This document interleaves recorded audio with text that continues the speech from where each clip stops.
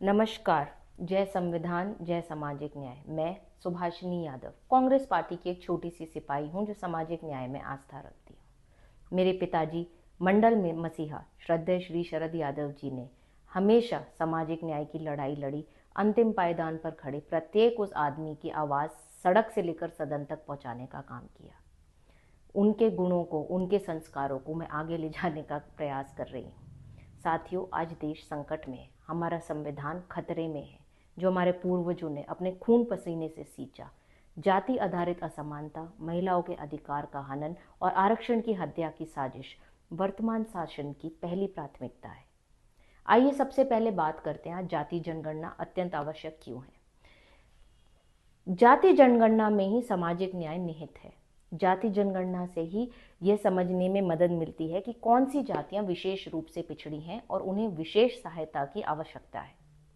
साथ ही जाति जनगणना से यह भी पता चलता है कि कौन सी जातियां आरक्षण के लाभ के अधिकार की हकदार हैं या उनसे वंचित हैं।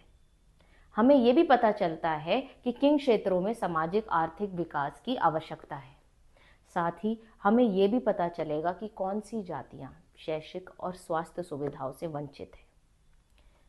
जाति आधारित जनगणना से सरकार को अपनी नीतियों का मूल्यांकन करने का मौका मिलेगा और वो आवश्यक सुधार कर सकते हैं, लेकिन इससे उनको कोई परवाह नहीं है, इसकी वो कोई सद्बुद्ध भी नहीं लेना चाहते।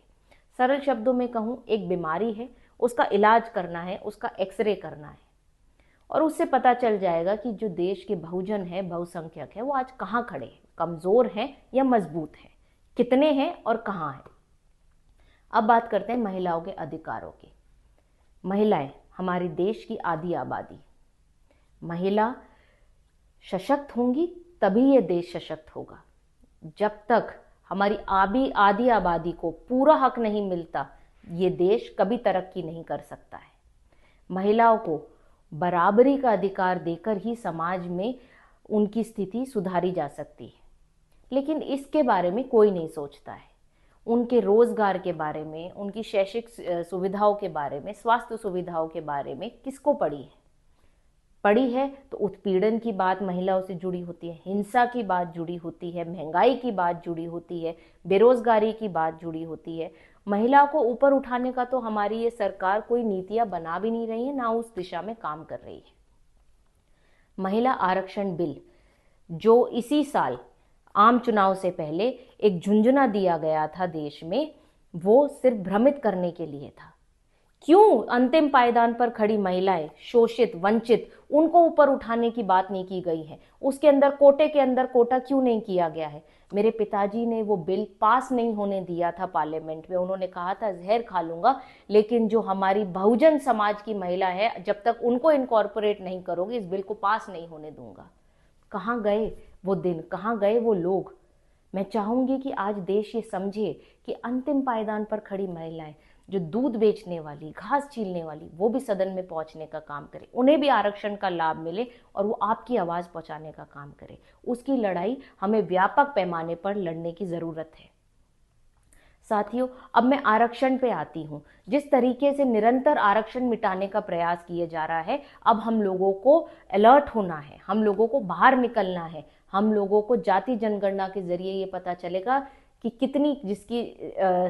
कितनी संख्या है और कितनी उनको हकदारी मिल रही है, कितना उनका भविष्य सुनिश्चित हो रहा है। ये सब कुछ जुड़ा हुआ है।